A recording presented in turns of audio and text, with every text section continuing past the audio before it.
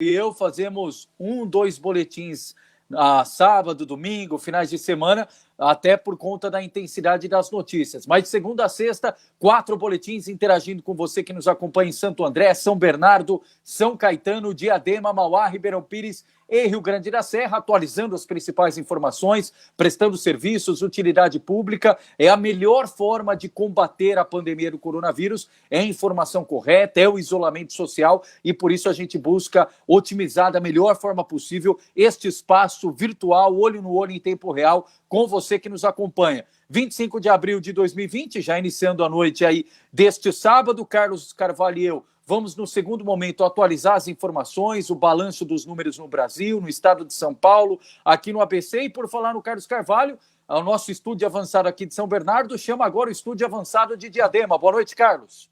Boa noite, Leandro. Boa noite, você internauta ligado no RDTV, tanto aqui no facebook.com/Jornal Repórter Diário, quanto no youtube.com/Repórter Diário. São as duas formas de você assistir não só essa live, mas todos os vídeos que são produzidos pelo RDTV, desde aqueles que nós fazíamos no estúdio, né? Saudade do nosso estúdio, saudade daquele tempo normal, né? O que é isso, hein, Carlos Carvalho? O que é estúdio? O que é estúdio, hein? Nem lembro mais o que é isso.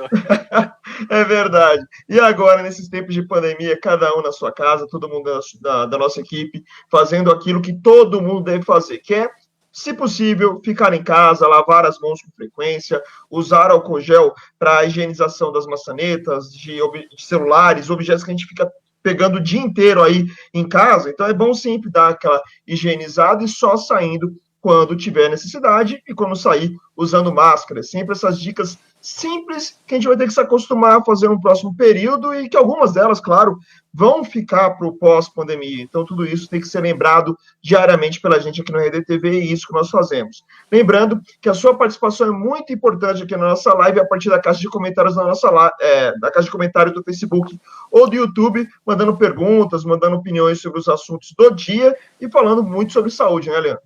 É verdade, Carlos Carvalho. José Maria Almeida Ribeiro já acompanhando, Cleonice Lima, obrigado, Adria Johnson, Thelma Martinez, obrigado, Eduardo Casonato, Eduardo Caetano também, Luciene Moreira, Marcos Savoy, que daqui a pouco vai estar conosco, Joyce Carvalho Vieira, obrigado, Joyce. Já vamos pontuar a Regina também nos acompanhando. E você já vê no nosso cenário virtual a doutora Ana Paula Dias, ela que é neurologista, conhece muito do dia a dia aí, especialmente em relação às dificuldades das pessoas de dormirem, né? A doutora Ana Paula tem feito várias conversas ao vivo, entrevistas importantes no Instagram e agora também vai atualizar conosco aqui para a rede do Repórter Diário. Doutora Ana Paula, boa noite, obrigado pela gentileza. Olá, Leandro. Olá, Carlos. Boa noite aí a todos os seguidores, né, do Repórter Diário. Em primeiro lugar, queria dizer que é um grande prazer estar aqui com vocês hoje.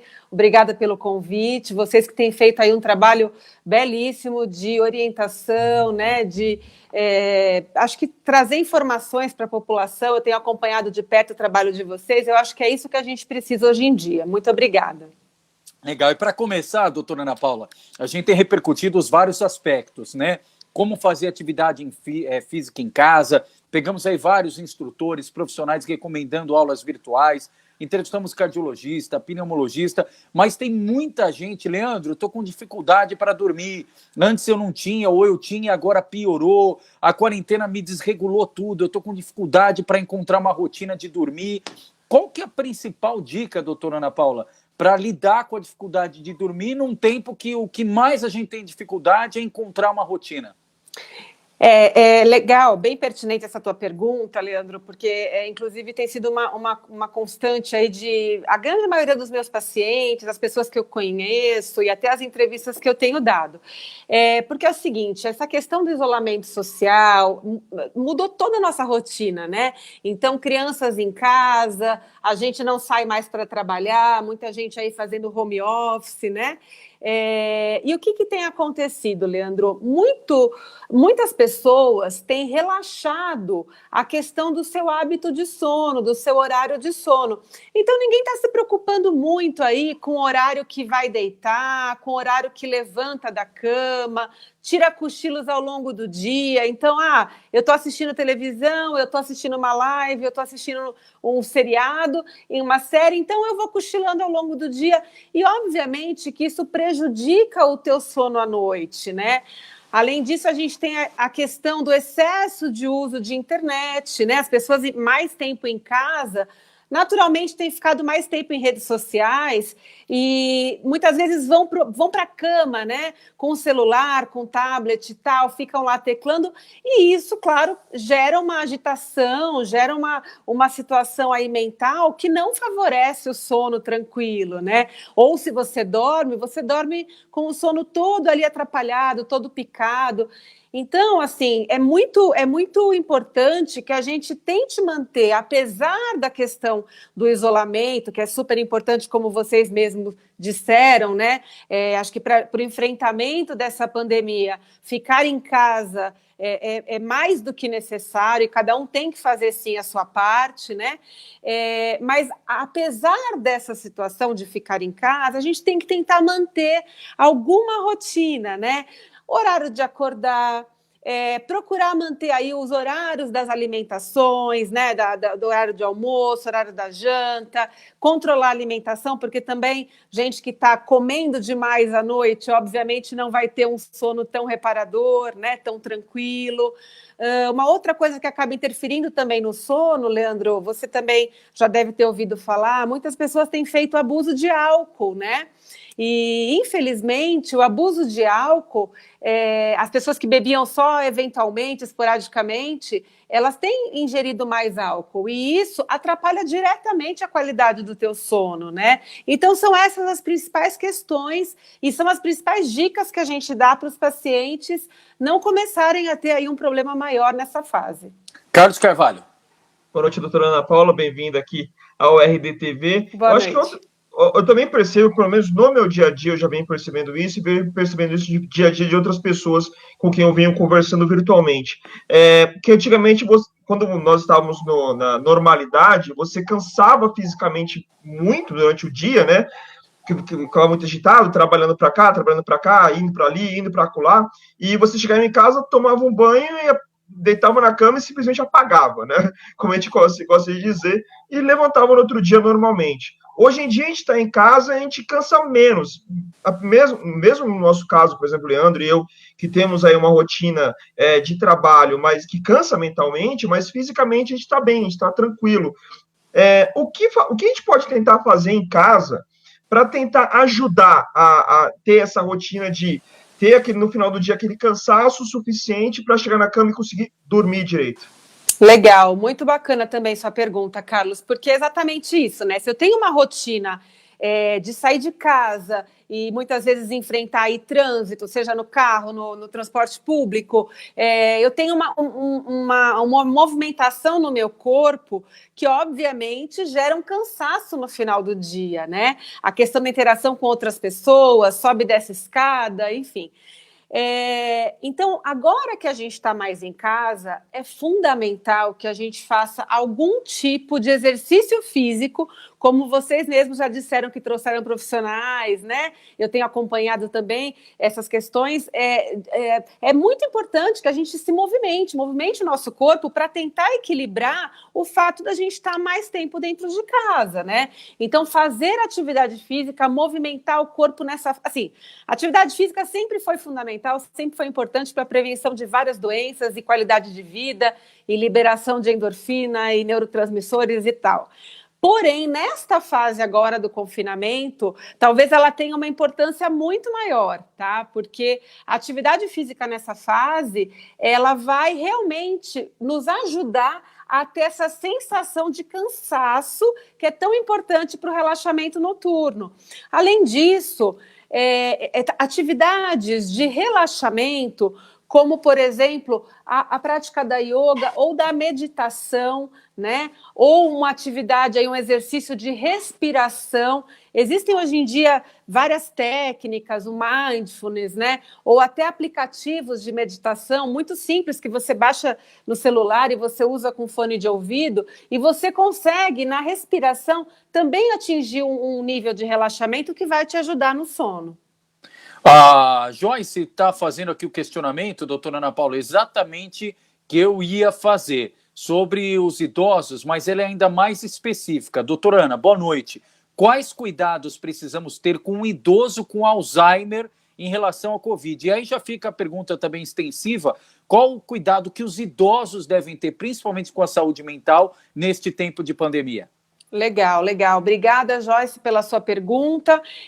A gente tem, você sabe que na prática da neurologia, a gente cuida muito de pacientes idosos, né, Leandro, por as patologias aí, as demências, né, o Alzheimer é uma delas, as doenças neurodegenerativas, Parkinson e tal.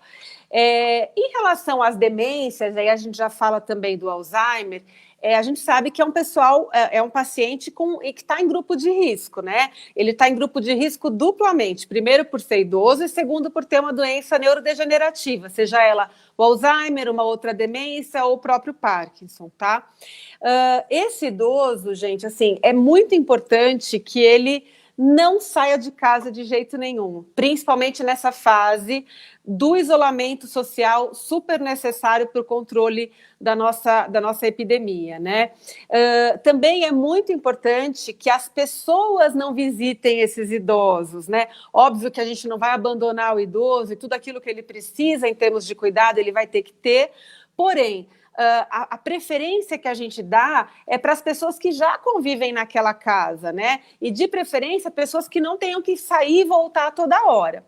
Porém, se, por exemplo, eu tenho a minha mãe que é idosa e eu preciso sair para trabalhar, todas as vezes que eu tiver em contato com ela, eu entrar na minha casa, eu vou precisar tomar muito cuidado, trocar de roupa, fazer uma bela higiene, tirar os sapatos já na entrada, né? Entrar pela área de serviço, tirar toda a roupa, fazer uma boa higiene das minhas mãos, álcool e tal, tomar cuidado com todos os meus pertences, então, bolsa, celular, passar mesmo álcool, né? Pode ser o álcool 70%, e todas as vezes que eu for tocar nesse idoso, que eu for cuidar desse idoso, usar máscara, tá? É super importante que eu esteja com a mão muito bem higienizada, para não levar nenhum vírus para esse idoso. E aí, só fazer um parênteses, né, nessa resposta que a senhora deu. Tem muita gente que está, óbvio, com saudade do pai, da mãe, dos avós. Qual a importância de manter esse isolamento, mas qual a frequência que deve ter, por exemplo, de uma ligação, de um vídeo, justamente porque mantém o isolamento, mas pode ficar com a saúde mental abalada. Olha, eu só fico o dia inteiro vendo televisão e não falo com meu filho, não falo com a minha neta, não falo com a minha nora, com o meu genro. Qual que deve ser essa intensidade? Não tem o presencial, mas até que ponto o virtual ameniza? Não, super importante a tua colocação, e você sabe que tem aumentado muito o índice de doença mental, né, no idoso, que está mais isolado, né? Então, assim, a frequência é tudo aquilo que a gente puder, tá, Leandro? Se a gente puder 2 vezes por dia, melhor. Tá sempre em contato, telefonando, fazendo uma chamada de vídeo. Hoje a gente tem a tecnologia que nos ajuda muito. Quer dizer, esse idoso ele tem que sentir que ele está acolhido, que ele está sendo cuidado, mesmo que à distância, né? Enfim, eu acho que essa rede de apoio ela é fundamental para a gente manter a saúde mental. E tem vários outros detalhes do cuidado do idoso, até vou falar para a Joyce, e já fica aí um convite para os outros internautas. A gente vai disponibilizar agora na terça-feira, lá na nossa página da Entre Cuidados, que é para a minha plataforma de cursos para cuidadores de idosos, nós vamos disponibilizar um manual 100% gratuito, um manual para cuidados específicos com idosos nessa epidemia, tá? A partir de terça-feira na Entre Cuidados. Obrigada. Tudo bem. Doutora, voltando até na parte do sono, quando a gente não dorme direito um dia ou outro, a gente sente aquele cansaço normal o dia inteiro, mas quando a gente volta a dormir, a gente meio que se recupera. Mas a gente não tem noção do que aquilo acarreta para o corpo humano, né, a longo prazo. Aí eu queria saber da senhora exatamente isso. O que o ser humano acaba sentindo com a falta de um sono bom, de um sono tranquilo futuramente? O que pode causar de doenças, de problemas? Então, você sabe que tem vários trabalhos, vários estudos que mostram, assim, justamente qual é a repercussão na saúde física e mental da falta de sono, né? A gente sabe, então, que o sono é o momento do nosso organismo onde várias reações bioquímicas acontecem, né? Respeitar esse ciclo circadiano de sono e vigília é fundamental para que neurotransmissores sejam liberados, hormônios, então a gente tem aí a melatonina, o ACTH, hormônio de crescimento, hormônios ligados aí à obesidade, ao emagrecimento. E de que forma, então, respondendo objetivamente a tua pergunta, se eu não durmo bem, de que forma eu vou ter um impacto na minha vida? Então, vamos lá. A gente pode ter um impacto ganhando peso, a gente pode ter impacto aumentando o risco de doenças cardiovasculares, que já está mais do que comprovado. Então, hipertensão, diabetes, AVC, infarto agudo do miocárdio. A gente vai ter impacto, por exemplo, alterando o nosso humor. Se eu não durmo bem, é natural que eu fique mais irritado, mais depressivo, mais ansioso, tá? Então, assim, por isso que dormir bem é tão importante e a gente tem que se preocupar com isso, apesar da questão, da condição do confinamento, da pandemia. Doutora Ana, essa pergunta do Carlos é fundamental. O que é o dormir bem? Tem muita gente que fala, olha, Leandro, eu durmo poucas horas, mas consigo aquele sono que nada me acorda. Tem outros que falam, eu durmo por muito tempo, mas picado, qualquer barulhinho eu acordo. O que é considerado o sono ideal? Tá, então o sono ideal, assim, varia muito realmente de pessoa para pessoa, mas em geral, tá, existe uma média que é de 6 a 8 horas de sono, que neste período, então, a gente consegue atingir todas as fases do sono. Porque a gente tem uma fase do sono que é o sono mais superficial e a gente tem a fase do sono mais profundo. E isso acontece em ciclos, em vários ciclos ao longo da noite, né? Eu ia falar do dia, mas ao longo da noite. Então, aprofundar o sono é super importante até para essas reações bioquímicas que eu disse, tá, Leandro? Se a gente tem, por exemplo, um distúrbio de ansiedade, onde, por exemplo, eu estou mais irritado ou mais preocupado com algo que está por vir, se eu tenho uma prova no dia seguinte, uma entrevista de trabalho, uma viagem importante, todo mundo já experimentou aquela noite que você não dorme. Mesmo que você passe 12 horas na cama, o teu sono é superficial e você tem a nítida sensação de que você não dormiu. Em contrapartida, às vezes eu posso ter 5 horas de um sono extremamente reparador. Eu posso conseguir aprofundar o meu sono de tal forma que eu durmo 5 horas e acordo completamente descansado. Tá. Tem alguma relação aquela história? Olha, eu sonhei, então eu dormi bem, eu não sonho. Tem alguma relação do sonho com dormir bem? Em geral, o sonho acontece na fase mais profunda do sono. Então, se eu sonhei, significa que eu provavelmente atingi essa fase mais profunda do sono, tá? Então, o sonhar, ele tá um pouquinho ligado aí a se eu atingi ou não todas as etapas de um sono reparador. Tá, a gente vai voltar para o Carlos Carvalho, só atendendo aqui, a Nilson Oliveira, obrigado. A Luciana Cini está fazendo um alerta importante. Doutora Ana, pode explicar as regras básicas da utilização de máscara? Tem gente usando máscara, mas usando da forma equivocada. Por favor, doutora. Legal, muito bacana essa pergunta também. Assim, o uso de máscaras, a gente está passando uma fase de muita novidade, né? Aquilo que se falou há 5, 6 semanas atrás, hoje em dia a gente fala uma outra coisa, e não só a gente aqui na região do ABC, mas no mundo todo. A própria OMS tem mudado a recomendação de vários aspectos, inclusive da utilização de máscaras. Então, houve uma época lá atrás onde a recomendação era só vai utilizar máscara quem tiver sintomático, né, quem estiver apresentando algum sintoma, ou se você for um profissional de saúde.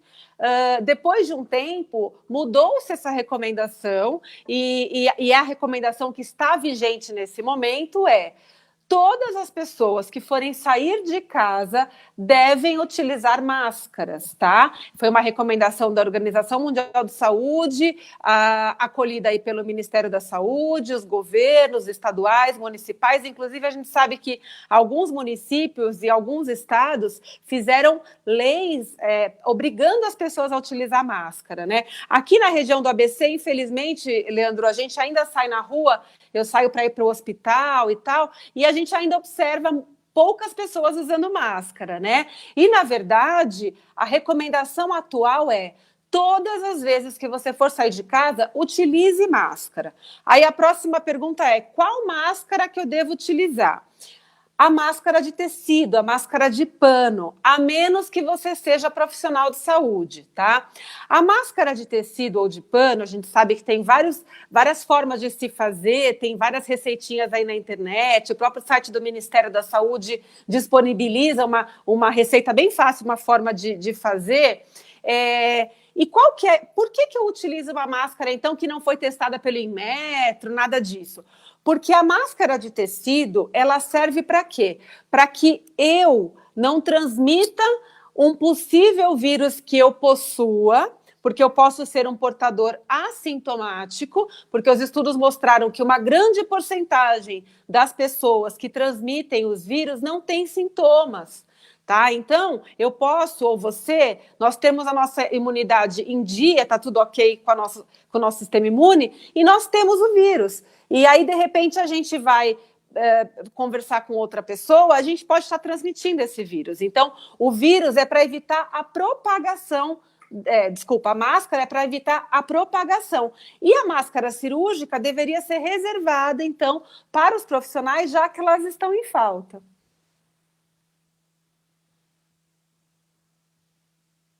Vamos lá, ligando o microfone também, né? Senão não sai a voz, né? Mas até tentando aliar essa questão da pandemia com a questão neurológica, não sei se já chegou a ter algum tipo de estudo sobre isso, alguma situação. A gente está vendo, a gente está tateando tudo ainda, né? Está tudo muito no escuro ainda no mundo em relação ao que é esse Covid-19 e quais são as suas reais consequências. Mas em relação às pessoas que têm problemas psicológicos ou têm problemas neurológicos, existe um agravamento aí da situação dela no grupo de risco? Eu pergunto isso até porque Diadema, essa semana, por exemplo, disse que entre os leitos novos que ela criou no Hospital Municipal, estão 5 leitos para pessoas que têm problemas psíquicos.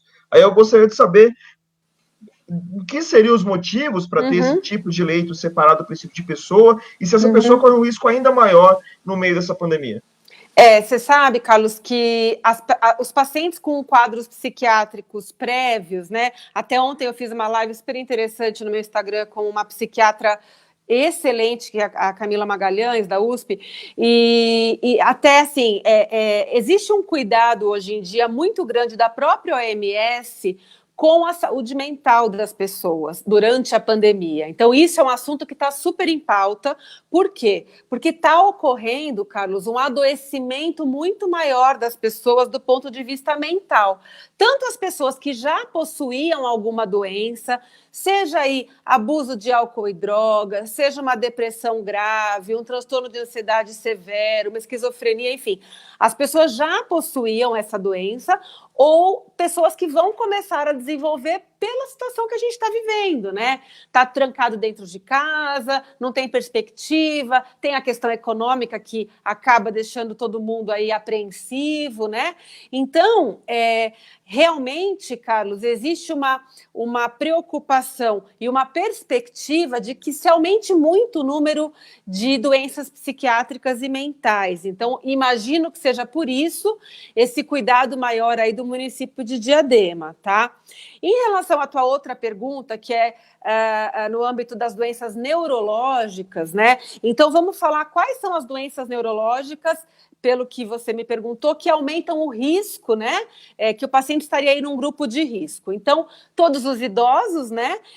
Mas principalmente aqueles pacientes que já têm alguma demência, tá? Então, a demência é um fator de risco. A doença de Parkinson, as doenças neurodegenerativas de forma geral, tá? As doenças neuromusculares, como a esclerose lateral amiotrófica. Os portadores de esclerose múltipla, não esclerose múltipla apenas, mas aqueles portadores de esclerose múltipla que fazem tratamento com drogas que alteram o sistema imune, né?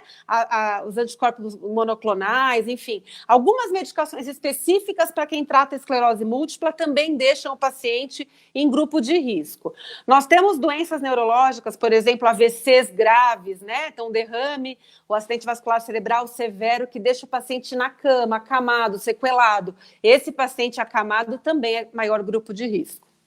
Perfeito. Doutora Ana, vou tentar aqui no PIC, tem bastante pergunta. Quero mandar um abraço aqui para Terezinha Correia, o Raul Veríssimo, Heron Maturana, Wanda Amaral, a Joyce agradecendo. Vamos lá. A Daniela Green fala o seguinte: doutora, a insônia está horrível, o que fazer? Então, como eu disse, né, tentar aumentar aí a prática de atividade física, tentar regularizar o teu sono, mesmo que você tenha insônia, não durma de forma alguma, tá? Procure acordar cedo, sempre no mesmo horário, tá bom? Procure fazer técnicas de respiração, relaxamento, mindfulness, meditação, prática de yoga, e se nada disso resolver, aí você deve procurar um especialista, né? Um médico para poder te auxiliar.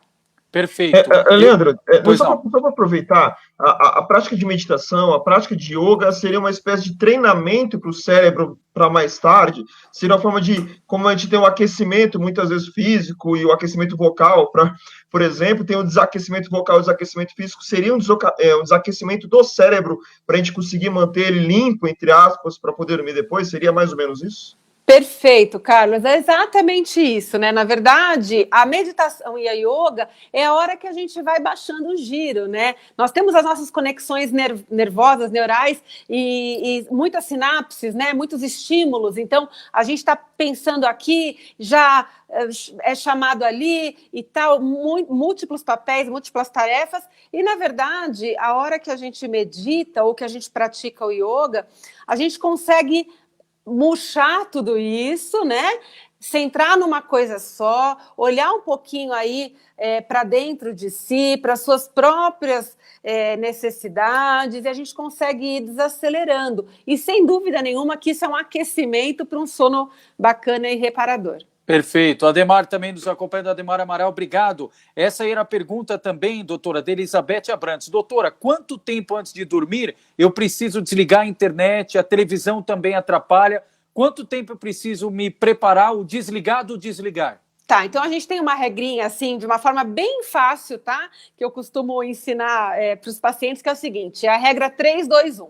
3 horas antes de comer, 3 horas antes de dormir, eu não vou comer mais nada, tá bom? Essa é uma regra importante. 2 horas antes de dormir, eu não faço mais nada relacionado ao meu trabalho, tá? Porque o trabalho geralmente é uma coisa que deixa a gente mais acelerado. E 1 hora antes de dormir, eu não vejo mais nada de internet, de rede social e de preferência nem de televisão. Então, nessa 1 hora antes de dormir, eu vou fazer aquela higiene do sono. Eu vou tomar um banho, eu vou pegar um livro, eu vou colocar uma musiquinha mais tranquila, eu vou abaixar a luz, eu vou preparar o ambiente, meu organismo e meu cérebro para uma noite tranquila. Já vi que eu faço tudo errado. Vamos lá. Eleomar Júnior, doutora, está falando o seguinte: meus filhos estão dormindo por volta de 12 horas. Só que eles estão dormindo mais tarde e acordando mais tarde. O que eu devo fazer? Olha, 12 horas para uma criança, se é uma criança que está tendo bastante aula, conteúdo de internet, as escolas estão mandando aulas online, né? Geralmente a criança não precisa dormir mais do que 10 horas, tá? Mas, assim, acho que o que você pode fazer é primeiro começar a acordá-los mais cedo, né? Aqui na minha casa também, logo nos primeiros dias foi um tal de dormir mais tarde, acordar mais tarde. Eu falei, não, vamos reestruturar isso, porque isso impacta nos horários de alimentação, impacta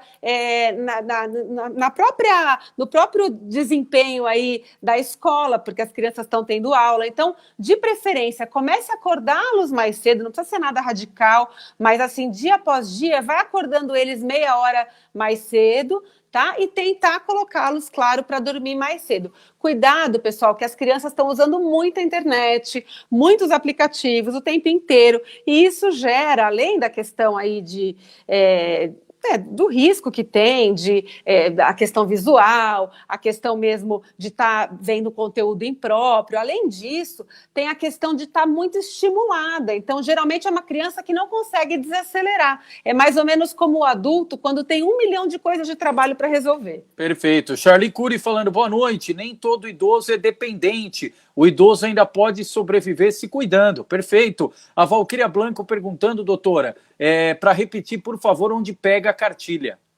Ok. Nós temos, então, Valquíria, a partir de terça-feira, no site da Entre Cuidados. Entre Cuidados tudo junto, ou no Facebook ou no Instagram também, vai ter um link lá onde você baixa a cartilha gratuitamente, tá bom? Entre Legal. Cuidados.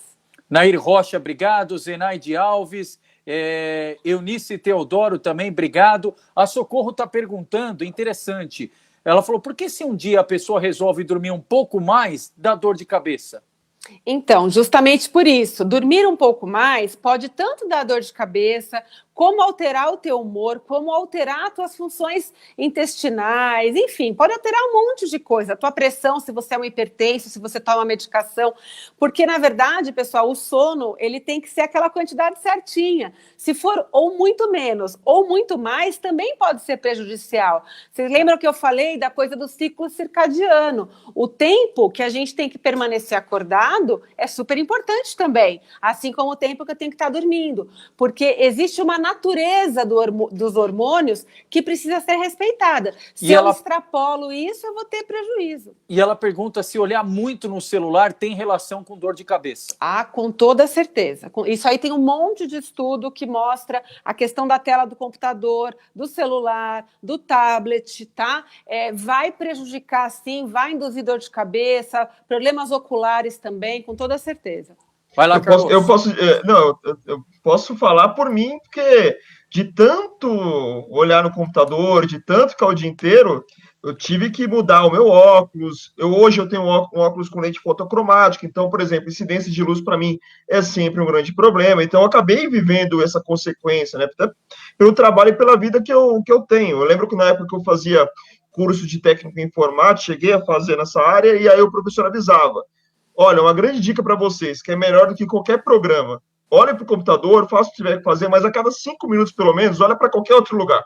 Exato. Olha para a parede, olha para o chão, olha para o lado, olha para alguém, conversa um pouco e descansa o olhar, porque a chance de você ter um problema visual é grande. E você, assim como você, Carlos, só te interrompendo um pouquinho, todo mundo que trabalha muito na frente de computador, o pessoal que está em home office, tem que ter esse tipo de cuidado, tá? De tempos em tempos tem que fazer pausas, tem que andar pela casa, tem que ver lá fora, tem que fazer uma respiração, alongamento, é muito importante.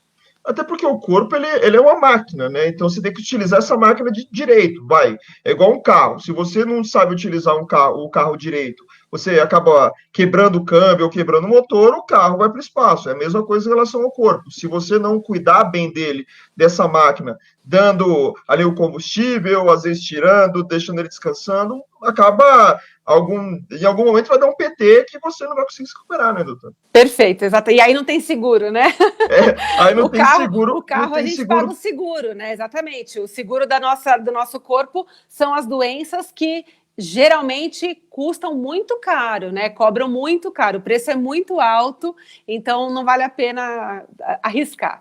E doutora Ana Paula, pois não, vai lá, Carlos. Não, só até para completar, já está chegando aqui no finalzinho da entrevista, geralmente quem trabalha de segunda a sexta, tem uma rotina de segunda a sexta e não tem uma rotina no fim de semana, aproveita sábado e domingo para cochilar mais um pouquinho, aqueles 5 minutos que acaba virando 1 hora e meia, mais na cama e tudo mais. E hoje em dia, basicamente, todo dia para a gente é igual, né?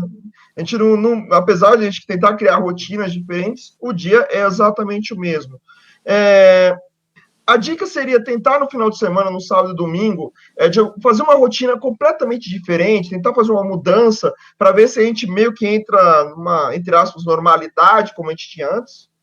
Então, a gente não pode ser muito radical. Então, por exemplo, se durante a semana eu acordo todo dia às 6h30 da manhã, eu não posso no final de semana acordar às 11h. Tá? Dormir um pouco a mais é natural, é gostoso, eu também faço, enfim. Então, dormir até umas 8, 8h30, ok. Agora, você entende? Se eu passar demais disso, não é legal. E muito pelo contrário, eu não devo trazer essa rotina do final de semana para a minha rotina da semana de hoje em dia durante a quarentena, porque isso vai ser muito prejudicial. Doutora Ana Paula, outro detalhe. O pessoal está falando, obviamente, com a quarentena, os ânimos ficam mais aflorados, o estresse, a tensão. Até que ponto é uma preocupação, é uma tristeza que passa com o decorrer do dia e até que ponto precisa buscar o auxílio de um profissional? Então, você sabe, Leandro, que assim, as pessoas têm ficado muito preocupadas, assim, né? Será que eu tô depressivo? Será que eu tô aí com um transtorno de ansiedade que eu preciso tomar remédio? O que acontece? Nessa fase que a gente está vivendo, é natural que a gente sinta tristeza, né? As coisas aí ao nosso redor são muito tristes, né? As notícias são tristes, a gente tem aí uma preocupação grande em relação, assim, à própria doença, será que eu vou ser contaminado? Será que alguém que eu amo vai ser contaminado? A gente tem uma preocupação, sem dúvida nenhuma, em relação à questão econômica, né? Assim, ao futuro aí financeiro, quem tem empresa, quem tem negócios, que está parado, está sem receber. Nós temos uma preocupação seríssima com a própria questão política aí, que é o ramo de atuação de vocês, que o nosso país está de perna para o ar. Então, assim, existe muita preocupação, existe muita tristeza. Um pouco disso é natural, é saudável, e eu acho que quem não está sentindo isso está com algum problema, né? Agora, se isso passa a ser, Leandro, uma questão recorrente na sua cabeça, você não consegue relaxar, você só pensa nisso, você pensa o tempo inteiro nisso, você tem muito desânimo, muita falta de energia, você não tem coragem de sair da cama, você tem distúrbios de sono, você tem dores pelo corpo, dores de cabeça, sintomas outros físicos, diarreia, dor de barriga, dor de garganta, aperto na garganta, né? Eu quero dizer, sensação de que o coração está disparando, falta de ar, formigamento, enfim, são sintomas que mostram que a gente está saindo de uma questão de normalidade para sintomas já mais patológicos, que precisam aí de uma intervenção médica. Tá, nessa linha também, doutora Ana Paula, obrigado, Edson Yello, socorro também na questão da dor de cabeça. Até que ponto isso precisa também de um auxílio profissional? Porque tem gente que tem dor de cabeça todo dia, acaba se automedicando, passa a dor, ok, mas fica dependente do remédio. Como equilibrar? Até que ponto é uma dor de cabeça corriqueira? Até que ponto tem que procurar um profissional? Você sabe, Leandro, que eu tenho falado bastante isso até nas minhas redes sociais, né? Porque, infelizmente, nós temos uma cultura de que dor de cabeça é normal, né? Eu tenho uma dor de cabeça normal. E eu costumo dizer, gente, não é normal sentir dor, não é normal sentir dor. Não significa que você tenha algo grave na cabeça, não é isso, tá? Mas, se você tem dor, você tem que buscar um tratamento para essa dor. E não se automedicar. Por quê? Quanto mais analgésico você toma, você sabia, Leandro, que é muito curioso, existe um tipo de dor de cabeça, existem mais de 40 tipos de cefaleia, né? Enxaqueca, cefaleia tensional, cefaleia em salvas, enfim. Existe um tipo de dor de cabeça que chama cefaleia por abuso de analgésicos, que a grande maioria das pessoas acaba desenvolvendo em alguma fase aí da dor de cabeça, porque a pessoa vai tomando analgésico, e você sabe que se você tomar 3 comprimidos de analgésico por semana, já está caracterizado cefaleia por abuso de analgésico. Aí você vai falar, meu Deus do céu, o que eu tenho que fazer, né? Você tem que procurar um neurologista, tá? Busque ajuda, busque um neurologista, por quê? Porque tem tratamento para essa dor, meu povo, pelo amor de Deus, não é para ficar sofrendo, nem se automedicando. E aí lembrei de outra. Depende do local onde dói, olha, se dói mais perto da vista, eu tenho que procurar um oftalmo, mas tem algum condicionante com o local da dor? Assim, em geral, dor de cabeça, você sempre deve procurar um neurologista, tá? Porque o neuro vai fazer essa distinção. Em geral, em 98% das vezes, realmente é uma questão neurológica. 2% só se refere a algo oftalmológico ou da competência do otorrino, né? Mas, em geral, é do neurologista. E aonde dói a cabeça, Leandro, vai ser indicativo para o neuro para classificar nesses tipos de dor que eu te falei. Ou se é uma enxaqueca, uma cefaleia em salvo, uma cefaleia tensional, enfim. Então, é super importante procurar o médico. Muito bom. É isso, Carlos Carvalho? É isso, é bom reforçar. Eu digo isso porque eu tenho enxaqueca. Eu demorei então você muito vai me procurar tempo. assim que passar a quarentena, eu vou te esperar no meu consultório. Não, mas eu digo assim, eu tenho enxaqueca desde o início da adolescência, crise e mais crise. Eu não desejo nem para o meu inimigo, eu nem tenho inimigo, mas eu não desejaria porque é uma coisa horrível. Então, eu demorei para procurar e na hora que eu procurei ajuda, eu consegui melhorar, tanto que nos últimos 7 anos eu só tive uma crise.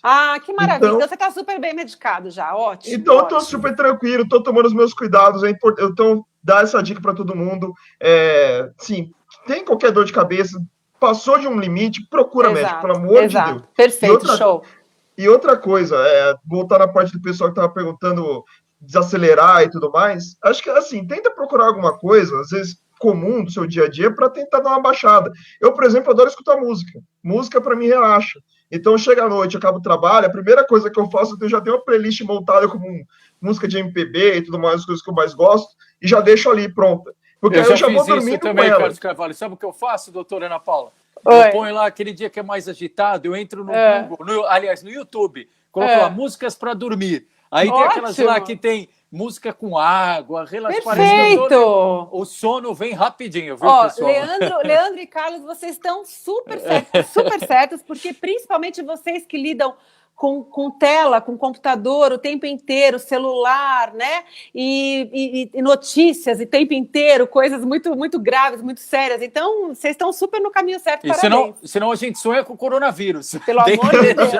Ou com o nosso presidente, que ninguém merece sonhar com ele. Nem fale, viu? Exato. Mas... Ontem foi quase isso. Ontem foi quase nesse ponto, mas é só para mostrar para todo mundo que, por exemplo, a gente, o Leandro, eu, todos os repórteres, a gente está o dia inteiro falando exatamente do mesmo assunto. Assim, se você que está em casa, muitas vezes não aguenta mais ouvir sobre coronavírus, já está cansado, imagina a gente que somos obrigados a lidar isso 24 horas por dia. Então, a gente precisa também encontrar o momento de falar, chega, acabou, deixa eu relaxar um pouquinho. Então, fica a dica para todo mundo. Às vezes, uma coisa simples, que às vezes você não dava muito valor antes, pode te ajudar muito num momento como esse. Doutora Ana Paula, para ver como a entrevista foi boa, eu falei que ia dar uns 20, 25 minutos, estamos quase 1 hora já aqui. Pois é, e o pessoal já está sugerindo aqui para depois a gente voltar, fazer um programa só sobre dor de cabeça. Perfeito, eu estou super à disposição. Você sabe que dor de cabeça, Leandro, é uma pauta, assim, muito extensa, né? Porque tem muitas perguntas, então fico à tua disposição, adoro o teu trabalho, sigo vocês, enfim. Legal. Fagner Nunes parabenizando pela entrevista. A doutora Ana Paula Dias vai voltar em outras oportunidades, neurologista, com dicas importantes para você que acompanhou de forma rotativa. Fica tranquilo, está aqui no Facebook do Repórter Diário, no YouTube, pode rever com calma para você ter uma boa noite de sono e os impactos dessa boa noite de sono. Doutora Ana Paula, da nossa parte, obrigado pela gentileza, à vontade para suas considerações finais. Muito obrigada, Leandro, Carlos, obrigada pelo convite e que bacana essa sensibilidade de vocês de trazer esse assunto, né, para os telespectadores de vocês, para os internautas, né, não são telespectadores, e super bacana, enfim, obrigada pela oportunidade, estou sempre à disposição de vocês, sou fã do trabalho de vocês. Legal, obrigado pela gentileza de sempre, conte conosco da mesma forma. Obrigado, doutora Ana